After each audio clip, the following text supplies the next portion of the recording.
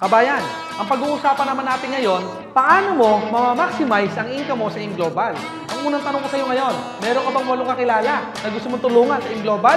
Kung ang sagot mo ay yes, tuturuan kita kung paano mo gagawin ng tama ang negosyo. Halimbawa, may walong kang kakilala.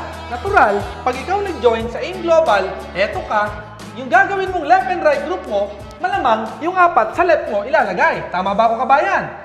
At malamang, yung apat, ilalagay mo sa right group mo. Tama ba, kabayan?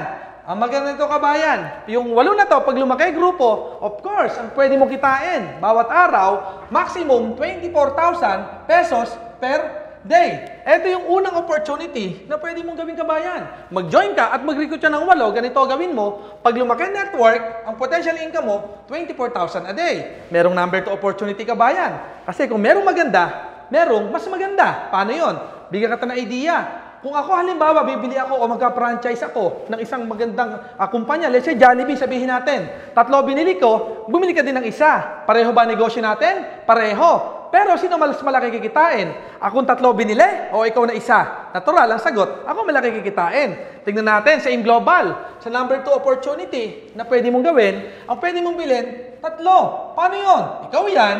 Ang una mong imbitahin, sarili mo. Kasi bakit? Sa negosyo na to, sa experience ko, mas madaling imbitahin ang sarili. Paano? Halimbawa, ako, Andy, mag-join ka sa left, mag-join ka sa right. Alam ka naman tumanggi ko, sarili ko yun. Pag tumanggi ka, may problema ka. Natural, ang gagawin mo, mag-join ka dyan. Malamang, yung left, ikaw yan, and yung right, malamang, ikaw din yan.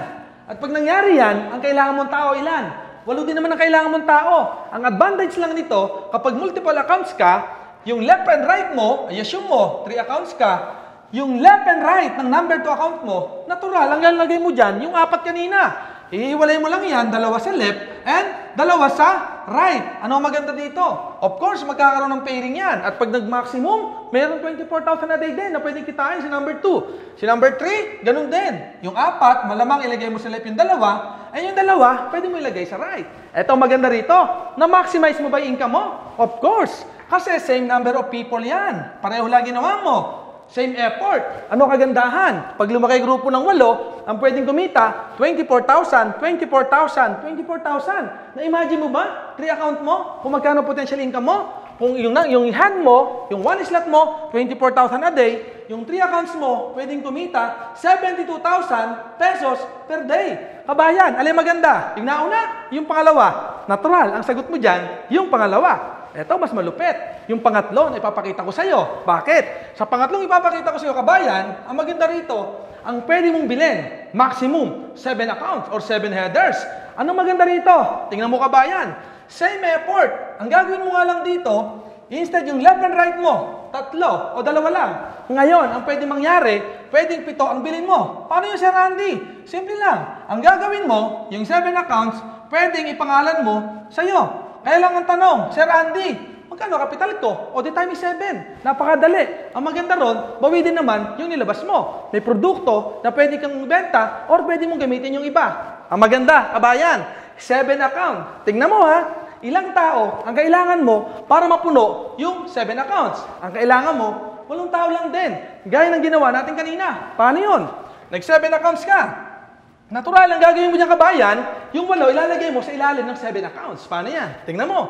1, 2, 3, 4, 5, 6, 7, 8. Ibig sabihin, same number of people. 8 din ang kinuha mo. Pero this time, pag napalaki mo, yung network ng 8, ang kumikita sa'yo, 7 accounts na maximum 24,000 a day. Or total of 168,000 pesos per day. Kabayan, malamang, siguro ngayon, nag-iisip ka na kung ilang account ang bibilin mo. 1, 3, or 7. Kabayan, para sa akin, kung gagawin mo rin lang yung negosyo, para sa akin, doon ko na sa pinakamaganda. Bakit? Minsan mo lang gagawin and lifetime mo ng pakikinabangan. Kabayan, I hope naintindihan mo yung liwanag ko. Maraming salamat sa pakikinig. Hanggang sa muli. God bless.